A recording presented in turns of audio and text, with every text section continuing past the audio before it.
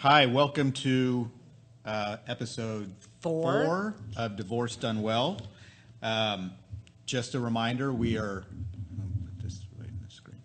also on Spotify and iTunes, as well as Facebook. We're live on Facebook. And Apple Podcasts, sorry. Remember what we talked about? I know, sorry. I'm not supposed to cut you off.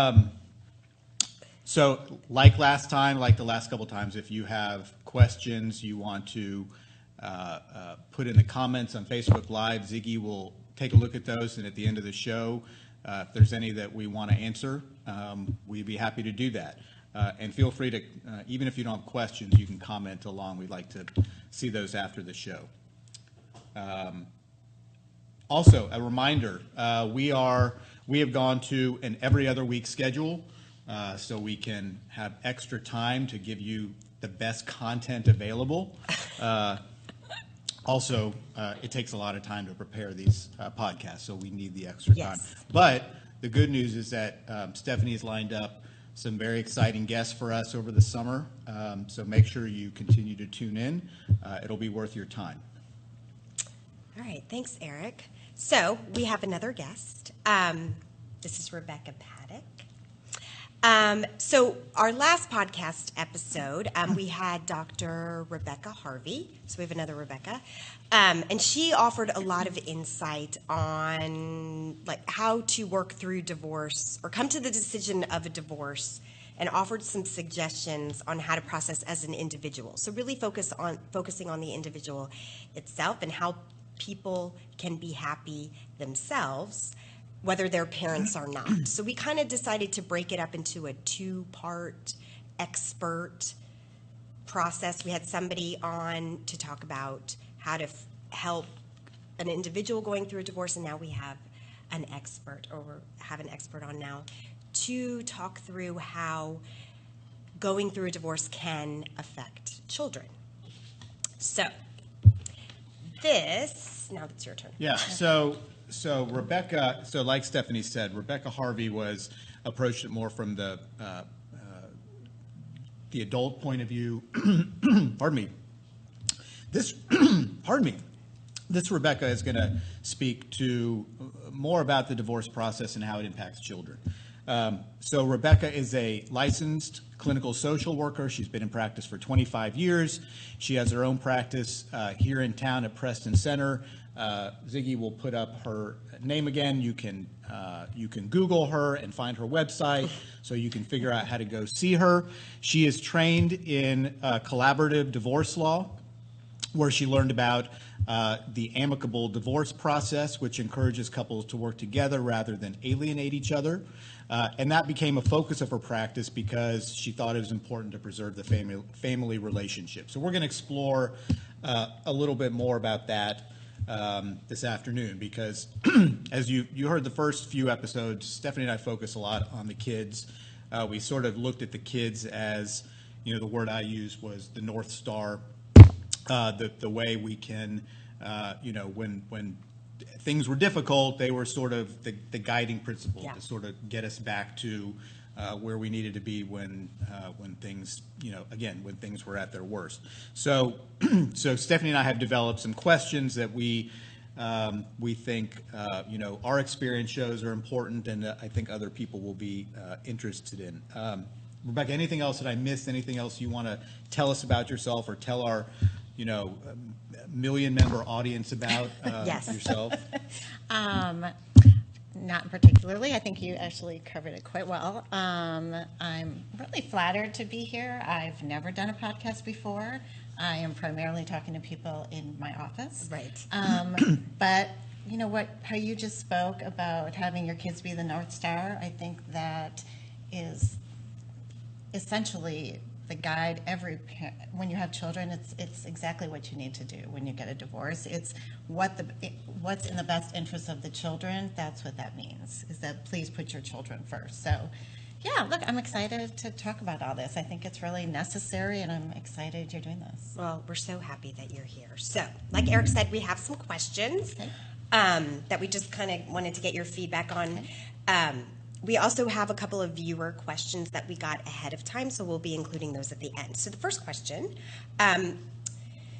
so when you're ready, and these would have really been helpful, by the way, to have these questions answered when we were going through this, because, I mean, we just were blindly trying to figure it out. Well, And- we did in some No, we ways. did, went but- we went and talked to therapists. Right, we did, you're right. And actually, we had we did it the right way, I think. It didn't, may not have felt that way, but. Yeah, I guess maybe that's it. We did what we thought was the right way. And we but did it's- it, and we did it the right way. I think and Rebecca will tell us more. I think no matter what you say to kids, gonna depending on their age, they're going to flip out.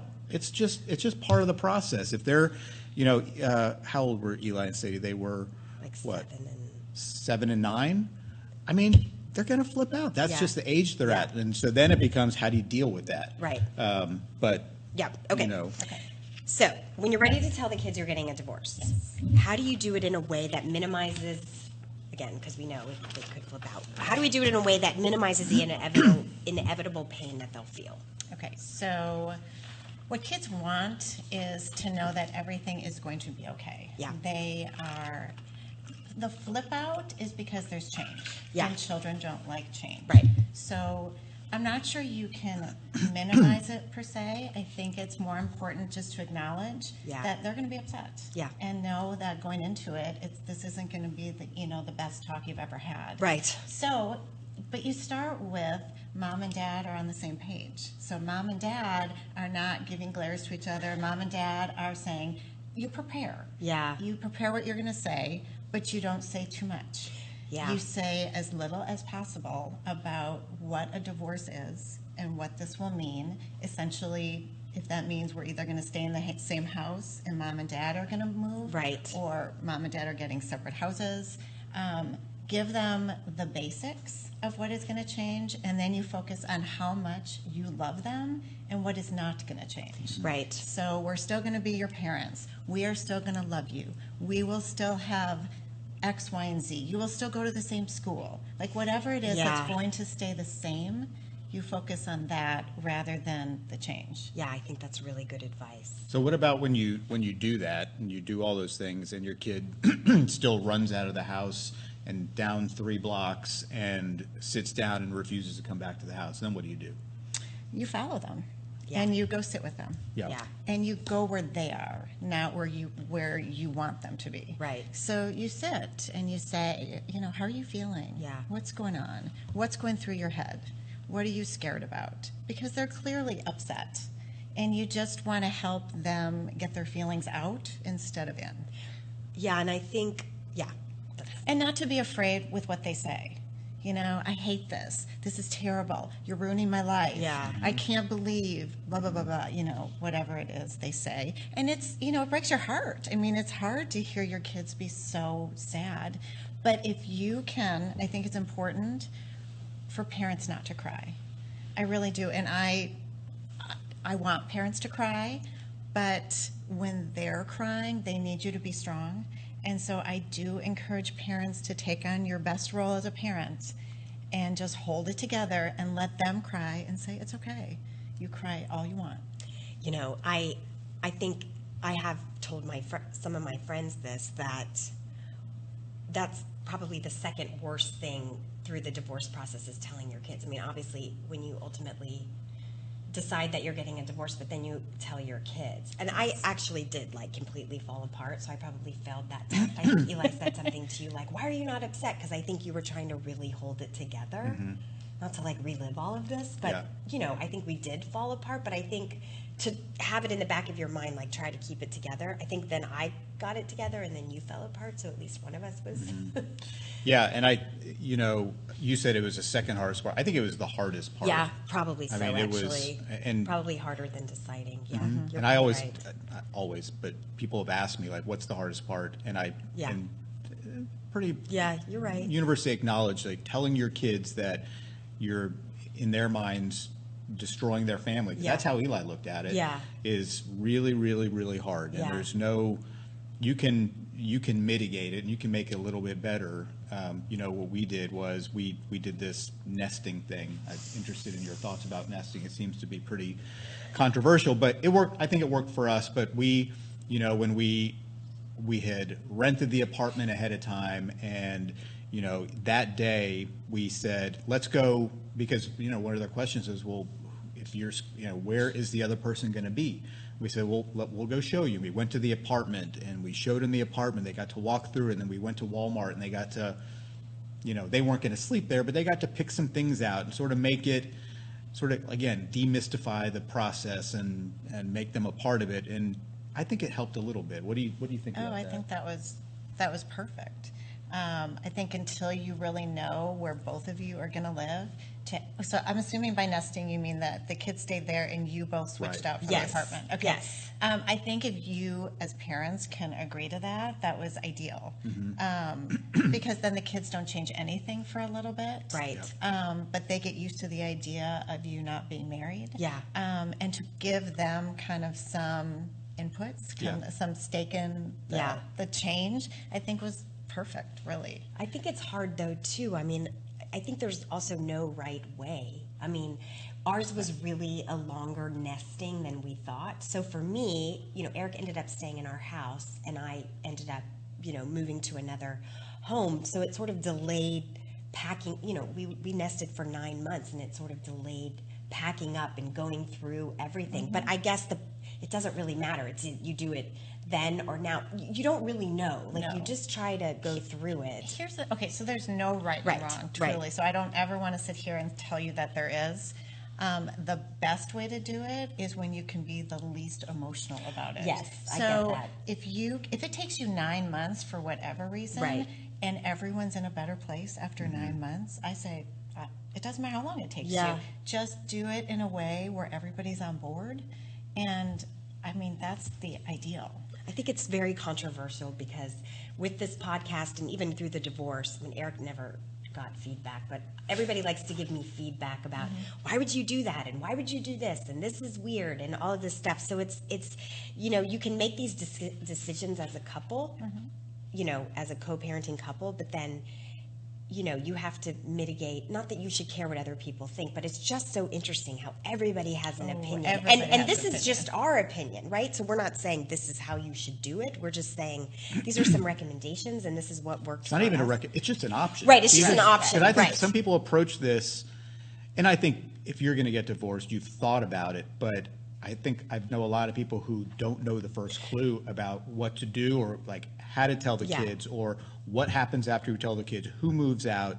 And also, in terms of, people judging, I hear about people who, couples deciding they're going to get divorced, telling the kids and continuing to live in the same house. Some, moving from one state to another and living in the same house, Yeah. one upstairs, one downstairs. Right. And that sounds crazy to me, but what I've learned is who am I to judge Right. anybody for anything? What works for them and their kids? If that's helping their kids get well adjusted, then Right. who So be it. cares? Agreed. Yeah, I so agree. be it. I agree. Like there are some definite, not rights and wrongs, but better and worse. Right. But I'll tell you, everything depends on how parents are getting along with each other. Yeah, it seems like really that. depends on the emotional temperature of the couple. Mm-hmm. You seem, and I know just from talking to you and watching your show, kind of how yours has gone, and the fact that you're actually doing this podcast together speaks volumes. In my experience, it is not the norm. There is Right. typically one person in the couple that does not want the divorce. And so it takes a long time for that person to get to where you are Right. in a co-parenting situation. Yeah. So you really did this so well. But also, just to be clear, and for anybody watching, it wasn't always like this. So we weren't always, podcast partners. I mean, right, it took a long time to There was sort a of lot get of to this not place. nice words exchanged and heated. Yeah. So for anybody watching who thinks, "Gosh, we're we're not nowhere close to doing a podcast. We weren't close to doing a podcast for years. Okay. Okay. So, but I think that fits in with what you said. It takes time. You know, no matter what, no matter who you are, it just takes time. Right. You know, and I tell people, especially, in the collaborative divorce process, you actually have a mental health professional do the process with you. And so it's a really interesting process that I really do believe in because Right. it's better for people. Right. We don't really know anything about You don't? collaborative Okay, divorce. sorry. So tell us a little bit about like, Okay. what that. I hear people say that. We don't know what it means. Oh, okay. Yeah. Okay. Or I don't. So- And so just so you, I'm a lawyer, so I think about things as, and this is not always good and probably bad for people getting divorced, but sort of black and white. You know, it's a zero-sum game, Right. right? If I lose, that means somebody else wins, and vice versa. So Right. tell me how that process, the collaborative divorce process, is different and better than sort of the traditional way of doing it. Okay, so I don't want to say it is better than because I think it's better for some couples. What collaborative is it's exactly that. It's because it came about exactly because of what you're saying. There isn't a black and white. Family law is it's black and white, but there's so much gray because it's so emotionally charged. Right. So what they did is, in collaborative, each of the couple, each spouse has their own attorney, essentially to walk them through the process. But then there's a mental health professional and a financial professional. So all of your meetings, all of the divorce, everything's transparent. So you're sitting around a big table, there's 6 of you. So every meeting is not just with you and your attorney, it is all of you, which the scheduling of a collaborative divorce is challenging, to How say does the least. Billing. I mean, how does the Yeah, billing work? ours was expensive as hell And already. we- This and sounds we, worse. And we Okay. talked. I'm not saying it's cheaper. Okay. I'm just saying it's the goal Right. is to have it be more amicable at the end. And so my job as a mental health professional was to help parents create the parenting plan, like how are we going to tell our children? How are we going to restructure this family? That instead of saying we're dividing our family is we're just restructuring our family, but we will always be a family, even if we're divorced. It's just to give parents better words to say to their kids and to help them emotionally remember that they were once in love. Like there was a reason that they got married and had children, and that it's important to remember when you're going through a divorce, when you really feel like you don't ever want to see that person again. Right. Right. Like you actually have to work together to raise these, like the loves of your life. Right. And I think the financial piece also is a tricky part. I mean, I think that probably caused. I mean, that we probably could have benefited from a mental health professional during that financial negotiation because everybody thinks they deserve Yes. something. So that's what the financial plan Yeah. is for. So she sits, and kind of goes through all of the finances. So literally everything's transparent. We're in a normal divorce. You have yours over here, yours over here. You're each with your attorney, and only the attorneys really exchange So you each information. have your own lawyers? And they sit across the table from you. And then the mental health professional is here and the financial planner's here.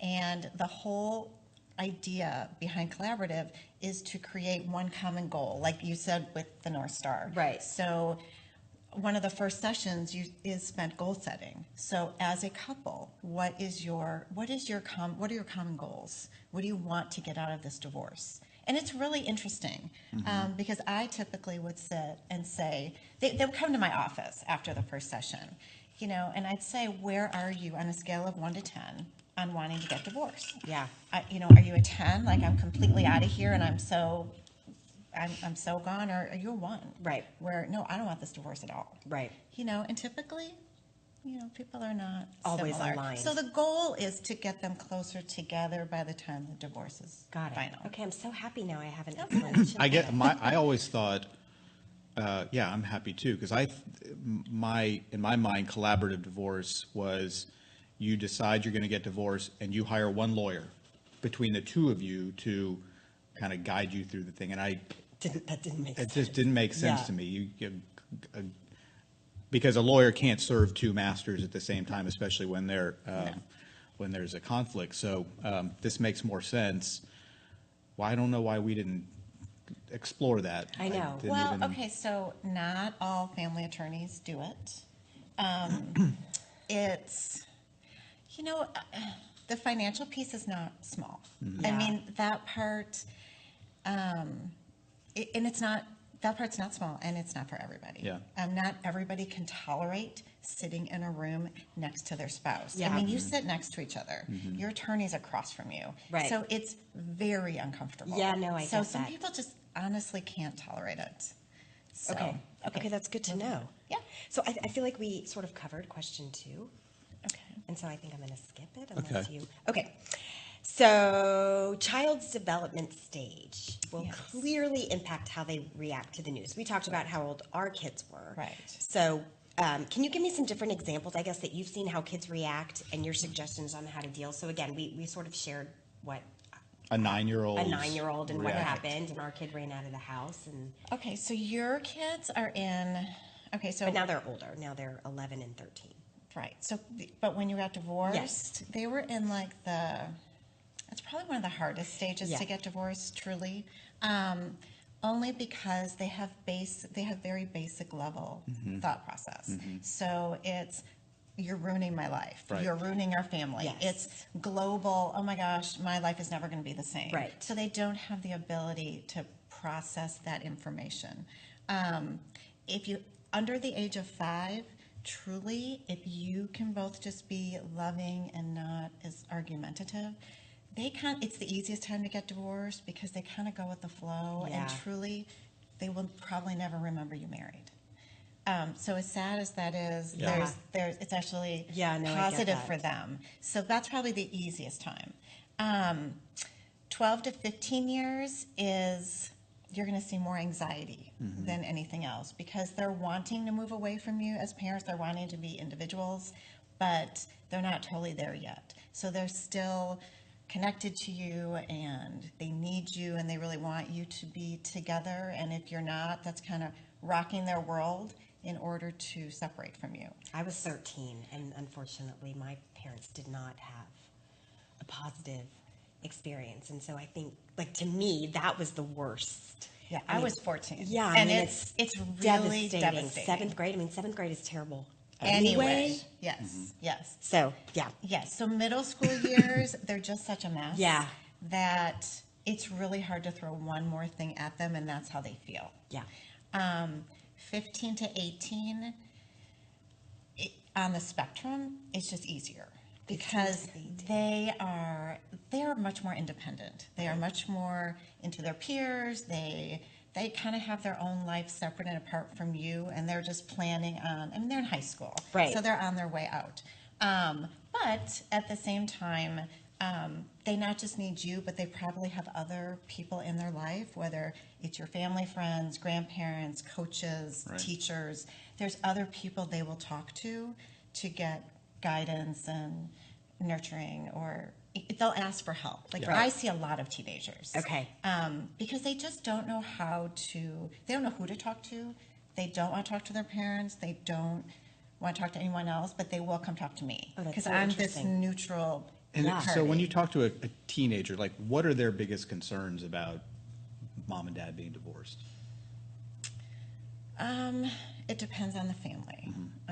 Sometimes it's financial.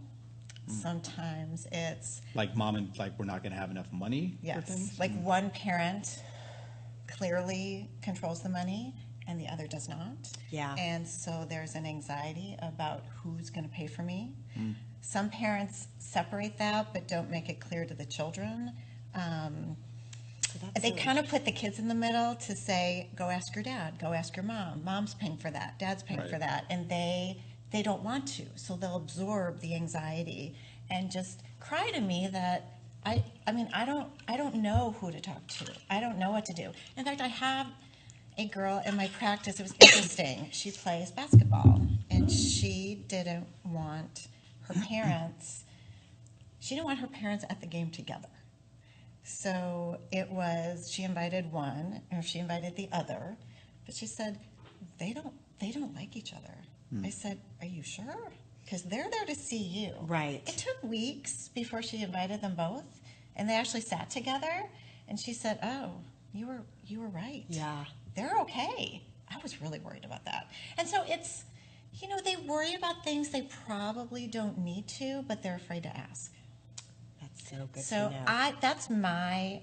I love working with teenagers. So I Yeah. see a lot of kids 12 and over. Right. Because they're so verbal, and Right. they just need to get some of these words out of their head. Are there like, probably especially at that age, but even before, are there red flags that, that a parent should look for at home? A kid, failing Yes. failing multiple classes, or just losing friends. Like what? And again, it would be helpful to know sort of, in the 8 to 10 stage and in the adolescent stage, like what should we be looking for? Well, so you both know your kids the best. And so it's helpful when parents can communicate and you compare notes Yeah. based on how you know your children. So between 8 and 10, they've got school, they've got friends, they've got home, and they usually have an activity, like a sport. So communicate with your teacher, with the teachers, communicate with the coaches. I mean, kids that age, get a check or a check plus or a very good, but if they're typically talkative kids and they're very quiet at school, if they're, I would just touch base with the teachers. Okay. What if you're not on the same page as parent? What if you don't have the situation like Eric and I have? I think that makes it more difficult, but I think that's probably more common. So for people that maybe are watching that, are kind of on their own. Well, so you don't have to talk to each other. I was That's gonna say, it's just probably one piece of it. more Right, important right, than to talk right. to coaches and Yeah, yeah, teachers yeah. and everybody Right. else. So if it's you- more Yeah. ask. Just Yeah. ask. How's so and so doing? Yeah. What are you thinking? Have you seen any changes? Yeah.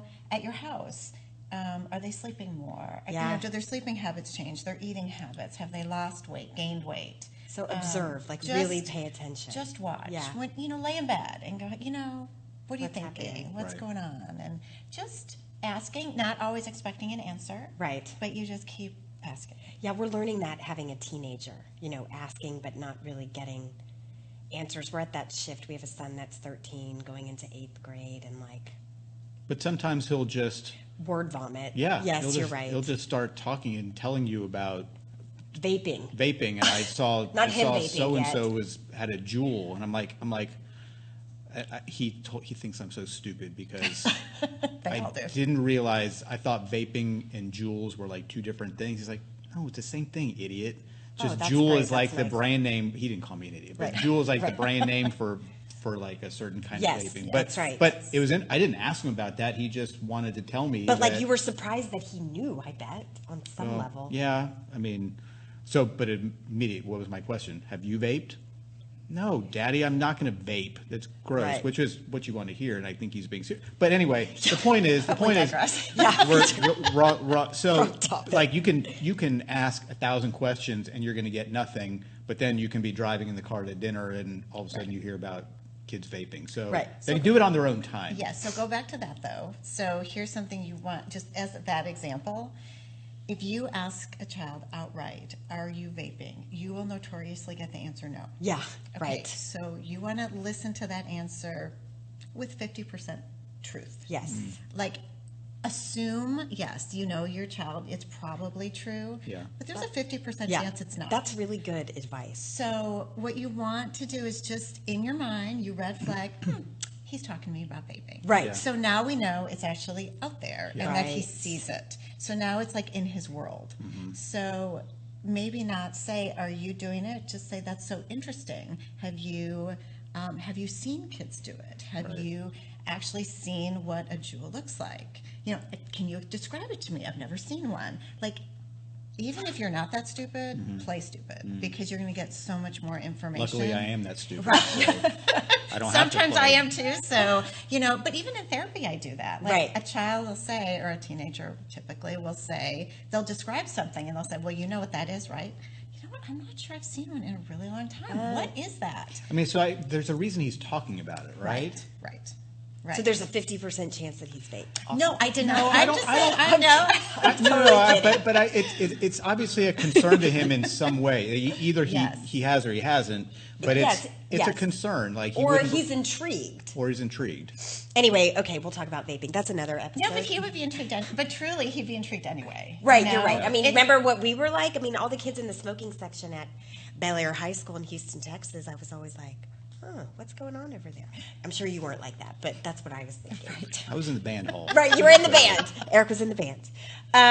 Okay, so, all right, I have a viewer question. Okay. Did I skip one? No.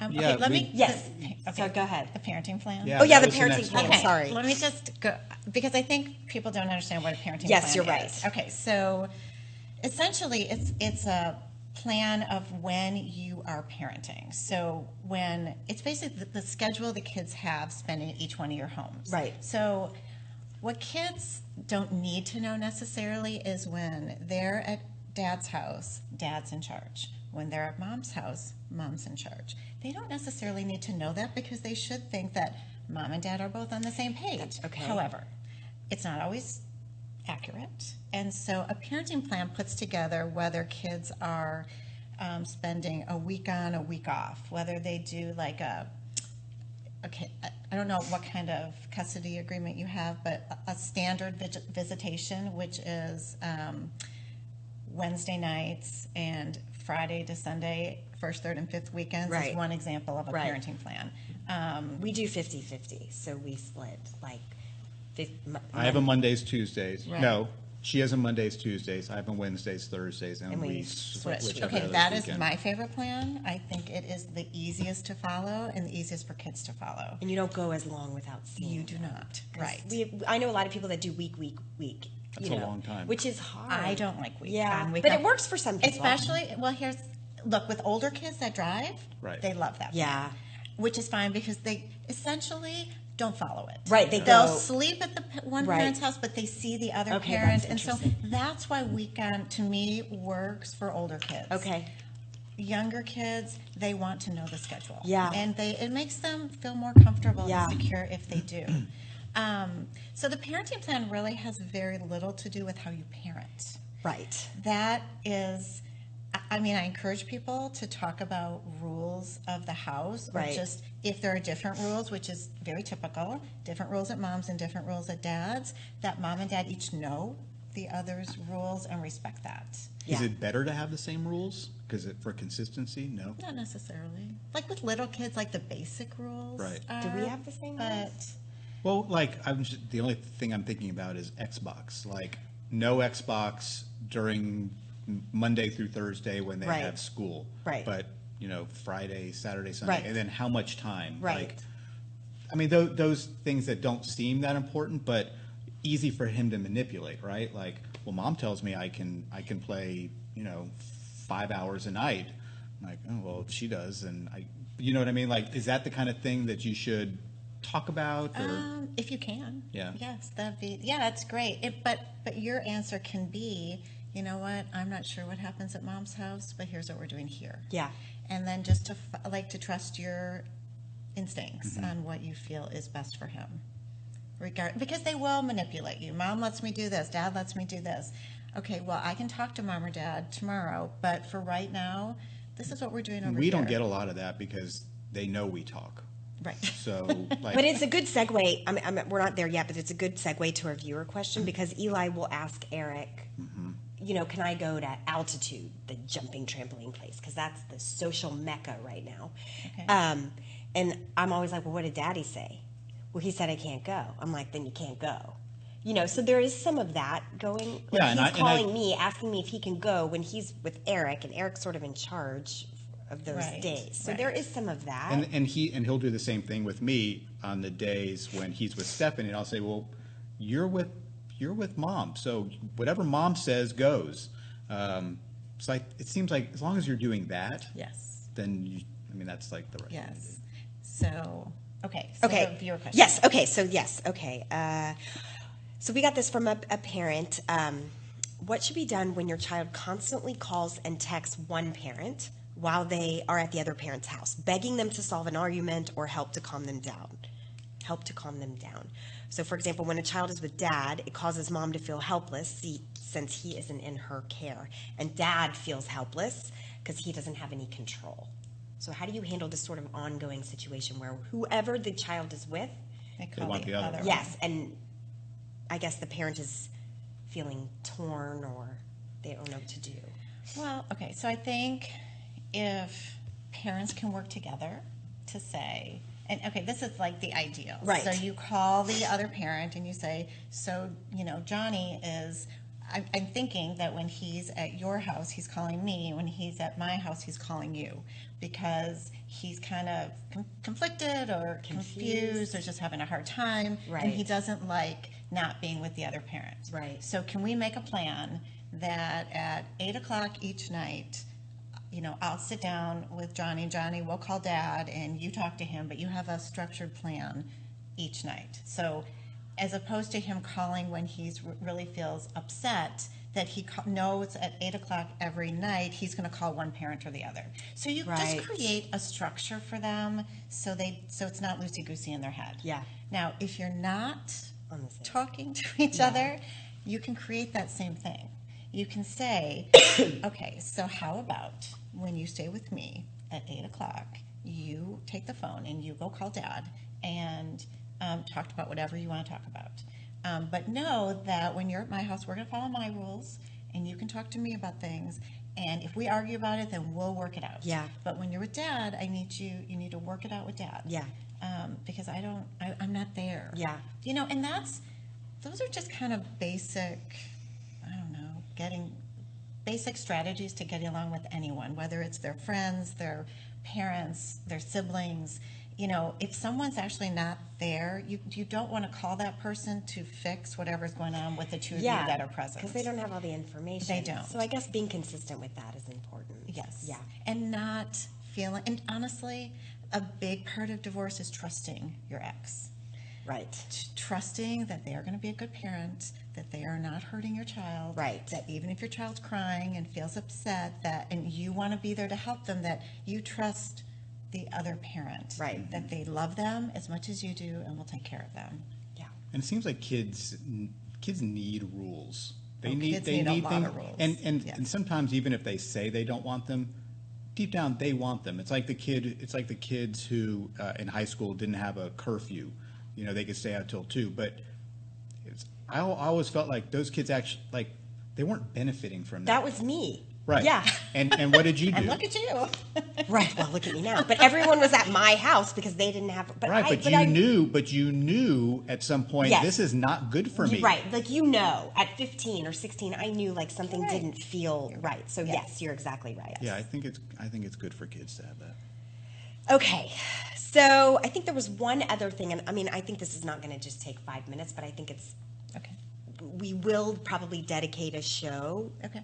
even though Eric doesn't really like to talk about this, to dating.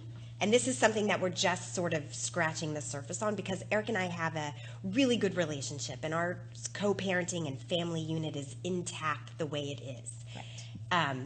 But you start dating somebody and that could potentially sort of rock everything.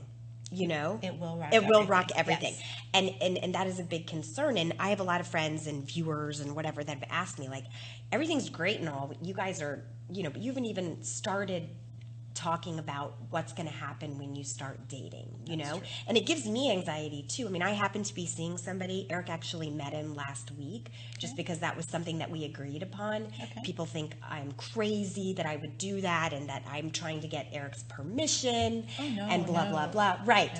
No. So the feedback that I get, of course, Eric sends a good message, so no one will ask him anything, but I'm one of those people I think that seems to be more open to people telling things to that I don't want to know.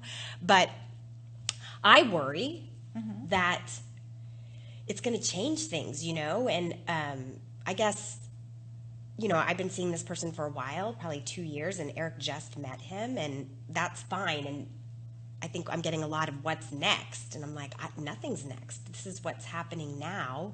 And so I guess I'm just curious, like I don't know if you have anything. No, I'm interested to hear your thoughts. Yeah. Okay, so I think it was wonderful that that Eric met him, because that's just a trust. Eric, I want you to meet this man I'm dating and potentially serious with, because he'd be around our children. And I respect him. Right. Yeah. I mean, that's really, really important. It was for us. We actually had that in our decree. Oh. Not that it's enforceable, Which but is not, but right. Right. Right. But I think to agree on it is great. Yeah. Knowing that bringing somebody else into the picture is going to rock the boat, yeah, it's going to rock the boat. But so what? Like, you've already been through this big change. I mean, you went from being married to divorced, and you've lived through that. Everybody's resilient, and you survived, and you're really in a good place. Yeah. Nothing's going to be as bad as that unless you make it that way. Like, Right. there are people that unfortunately bring people into their lives that A, are probably not good choices, Right. but B, it's too early or it's too fast. Clearly, 2 years is not too fast. Or they'll, Well, you say clearly 2 years isn't too fast, sorry. but isn't that, it may not be too fast for mom or dad, but maybe it's too fast for the kid. Maybe the kid's not ready Yeah. for that. So okay, so that's a good point. Yeah. Kids are never ready for you to date and get married. They will always, to no end. I mean, really, I have 18, 20-year-olds that will say this to me: I wish my parents would get back together. It's so much easier. Yeah. Because no matter how old you are, you don't want to go to holidays at two different parents. You just don't. Yeah. It'd be a lot easier if your parents were just married. So the idea that they're ever ready for you to date is slim. You know, something that we've talked about, and we've had therapists even tell us this, and I'm not necessarily opposed to this. You and I talked about this the other day. Like, you keep your dating life separate Yes. from your, you're with your kids when you're with your kids, and then Right. when you're, if Eric's dating, Right. who he's dating, he'll be with them, and vice versa. So I guess I'm just curious about what you think about that. Well, I mean, at some point, you both may be in love with this person enough that you want to get married. Right. And look, in the best case scenario, when you find somebody you're really in love with, your kids will be happy because you're happy. Because you bring this person into your life, into their lives, that make everybody happier. Yeah. I mean, there are wonderful step-parents, really wonderful. Like, I see plenty of kids that really benefit from stepmother, stepfather, stepsisters. I mean, there are actually wonderful blended families. I'm Yeah. not saying it's easy. Yeah, and I'm not- It's just, we're I'm not just- there. I'm just Yeah. saying it Yeah. is very doable. It's not always you negative, just have yeah. to be conscious Yeah. of it. But change is not bad. But even for us, like, I like how things are, Okay. It's so, it's sort of going to be an ongoing dialogue, I think, There's going to be a point where you might not be scared of it anymore. Yeah. Like, it's, I was just curious. Yeah, no, I actually encourage dating, and you will underestimate how happy your kids are when they see you happy. Yeah. They really enjoy it. Yeah. Yeah. All right. What do you think, Eric? Anything else? nothing else. Thank you so much. You're welcome. This Yeah. is a pleasure. Yeah, it was This is awesome. fun. I felt like we got some really good information. Good. Yeah, I think that's it. So we'll wrap up. Don't forget, we'll post, it's already on Facebook, but Spotify, Eric mentioned, iTunes, Apple Podcasts, YouTube. We're just everywhere. Are we on YouTube? Yeah, we're on YouTube also. Yep. I think we have like 4 views on YouTube. So awesome. Anyway, we'll see you next time. Thank you so much for joining. You're me. welcome. Thank you. Everybody You're welcome. have a good weekend. Bye. Bye.